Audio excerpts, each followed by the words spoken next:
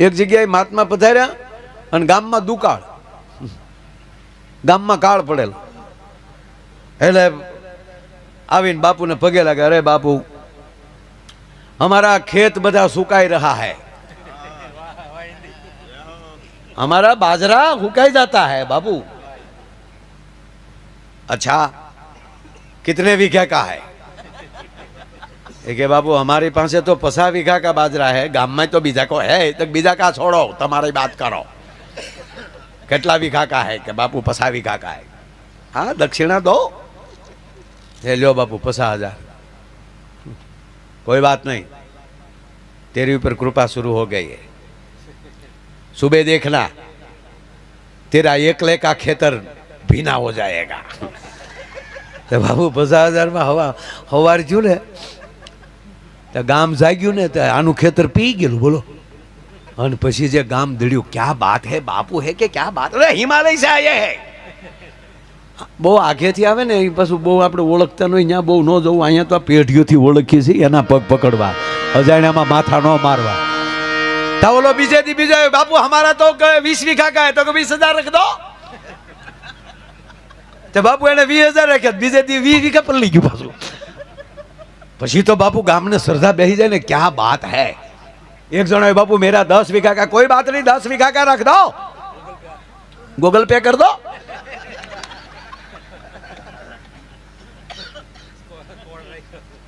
बाबू एनु 10 वीघा बीजे पल्ली आम रेडी. पछी तो गाम उमट्यो, कोक 50,000 ने कोक लाख ने. बापू मेरा 50 वीघा, बीजो के बापू मेरा 100 वीघा. 15 शेला बैठा था, 15 शेला उभा थी गया. कि बापू हम चलते हैं, तुम रहो. क्या डंकी धम धम के मर गया है, पूरी रात धमाते हो. आखी रात बोला शेलाव ने तोड़ भी नाखता था. डंकी गाम ने डंकी राजा पानी पाई देता. माथो कूटे मानवी माइंड वीघो पवाय, पण रघुवीर રીજરે રાજડા તો નવખંડ લીલો થાય. જ્યારે સદગુરુની કૃપા થઈ જાય ને સાહેબ, પછી તમારો નવખંડ લીલો થાય. એ નવખંડ કયો? આ શરીરના 9 ખંડ છે આપણા. એની અંદર જ્યારે પોરના પલ્લા મળે ચડવા, ભગવતીનું આવાહન થાય છે. એનું ખબર કેમ પડે? કે ખબર ક્યારે પડે? કે તમને અંદરથી આ ગામને આનંદ આવે અને એ સ્વીકારી લ્યો તો. અને બાપુ વર્ષોથી જોતા આવું છું, બહારના ને જેટલો હુંચકો પડી જાય ને એટલે ગામના બેક ઓછો પડે. શું કામ? આપણે હાવ ઓળખતા હોય ને.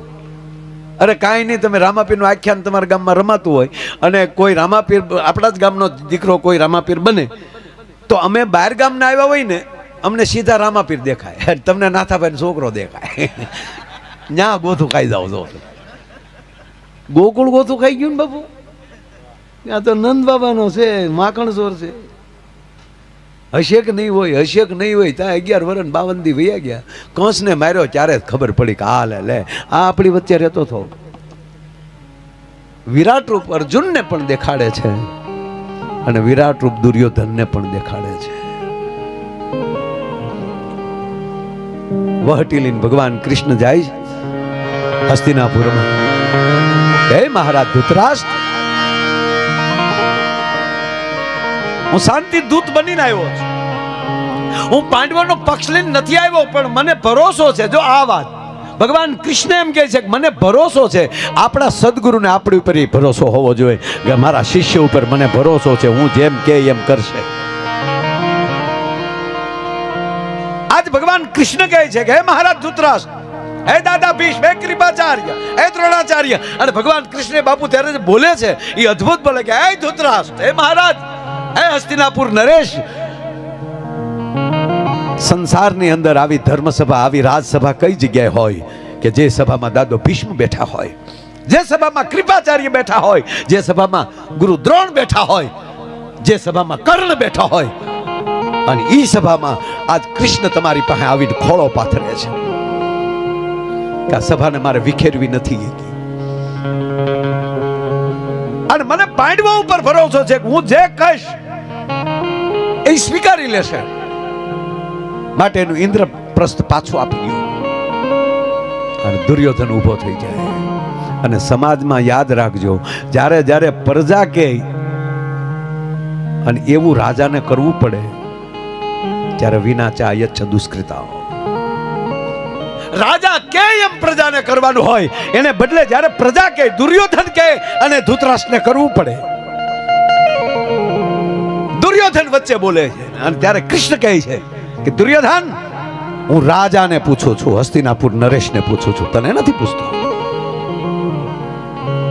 દાદા ભીષ્મને પૂછું છું. અને ત્યારે દુર્યોધન ફરીવાર બોલે છે કે એને શું ખબર પડે, હું કહું છું કે ઇન્દ્રપ્રસ્થ નહીં મળે. કે તો ઇન્દ્રપ્રસ્થ નથી જોતું. અને હે દુર્યોધન, હું એક મહાન યુદ્ધને રોકવા માંગુ છું, મહાવિનાશને રોકવા માંગુ છું. માટે હું તને હવે વિનંતી કરીને કહું કે કેવલ 5 ગામ આપી દે. ક્યારેક મહાભારતમાં ડોક્યું કરજો. ભગવાન કૃષ્ણ કહે છે કે દુર્યોધન, રોવાના દાડિયા કરવા પડશે, આ જેવો તેવો વિનાશ નહીં થાય. અને ત્યારે દુર્યોધન કહે છે કે તમે મને ભય દેખાડવા માટે આવ્યા છો. ભય નથી દેખાડવામાં આવ્યો, હું વિનંતી કરવા માટે આવ્યો છું. 5 ગામ નહીં, કોઈના નાકા જેટલી નથી દેવી, થાય એ કલ્યાણ. અને એનું કીધેલું ધૃતરાષ્ટ્ર કરતા હોય અને ઈ સભામાં કૃષ્ણ નીકળી જાય. વાત એટલા માટે કહું કે ધંધા બધાય કરજો, પણ આપણી વચ્ચેથી આવા મહાપુરુષને ભગવાન રીહ કરીને વયા જાય એવો ધંધો જિંદગીમાં ન કરતા. મારો કહેવાનો સૂર્ય છે, એને આપણે આંગણે આવવાનું મન થાય.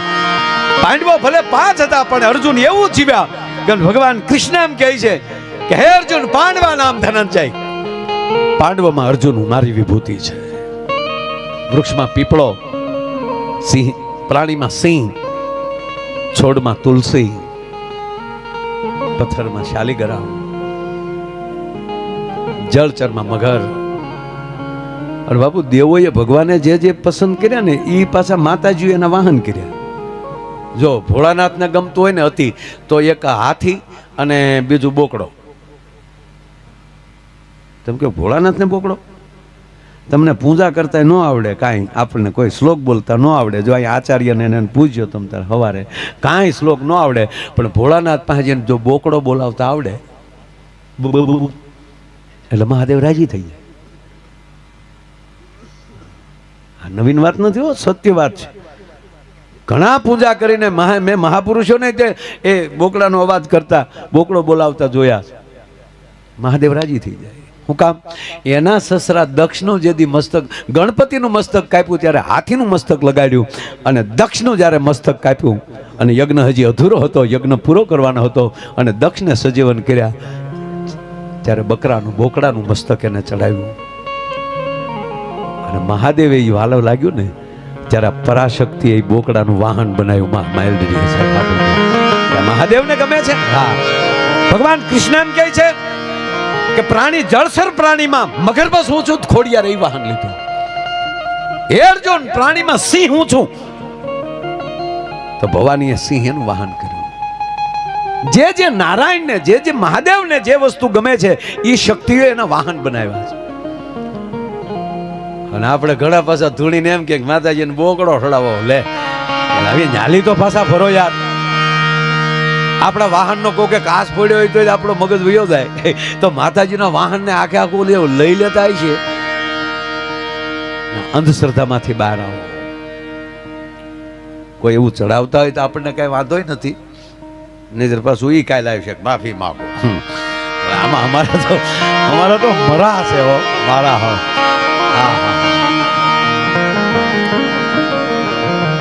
અમારે હકાવા ગઢવી કે મેં તો કે દરેકના 20-25 વિડિયા તૈયાર જ રાખ્યા. કોક કે માફી માંગો દીકરા, 80 નંબરનો વિડિયો આવવા દે. સમય આ છે નકારાત્મકતાનો. એટલે હું પ્રોગ્રામ બાપુ ચાલુ કરું ને ત્યારે હંમેશા આઈથી ચાલુ કરું.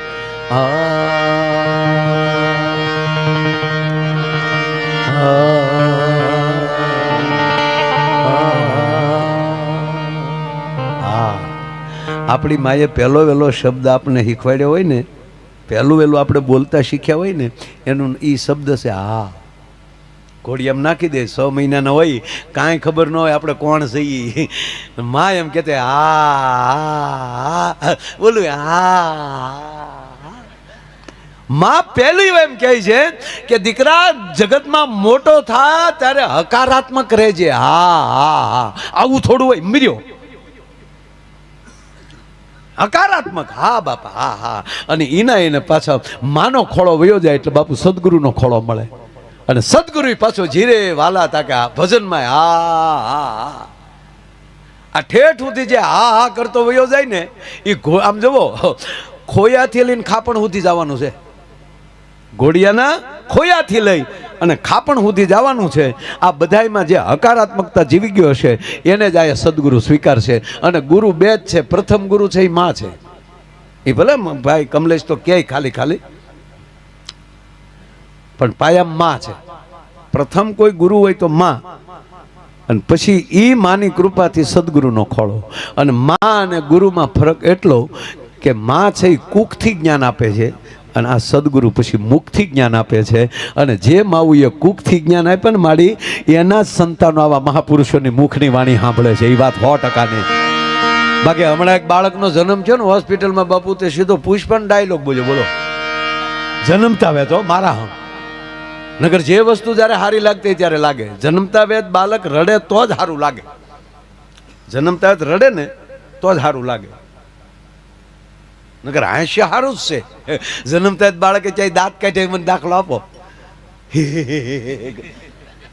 હું એનું ગામ મૂકીને વયું જાય, કોણ આવ્યો ભૂતના પેટનો, એમને ના રડે તો જ સારું લાગે. અને આ છોકરો તો રડ્યોય નહીં ને હસ્યોય નહીં, સીધો બોલ્યો. ડોક્ટર જે આમ સાફ કરતા હતા ને ત્યાં બોલ્યો. આમ આમ આટી મારીને હાથ ઉપર બેસી ગયો છોકરો, એટલું ટાબરી ફટ દઈ.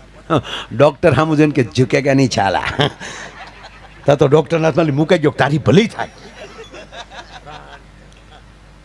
પણ મારો પીડ્યો પણ ગાડલામાં, પણ બિલાડી ઘોડે સીધો જ પીડ્યો. નર્સ બેન તેડવા ગઈ તા નર્સ સામું કે બ્રાન્ડ હે બ્રાન્ડ.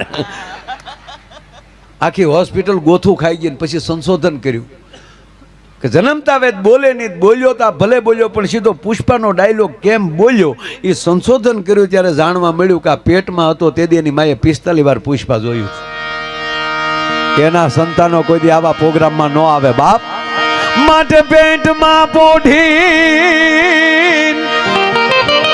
એ જ સાંભળેલી જેણે રામ લક્ષ્મણની વાત, પણ પેટમાં પોઢી સાંભળેલી શિવે રામ લક્ષ્મણની વાત રે બાપ, રામ લક્ષ્મણની વાત.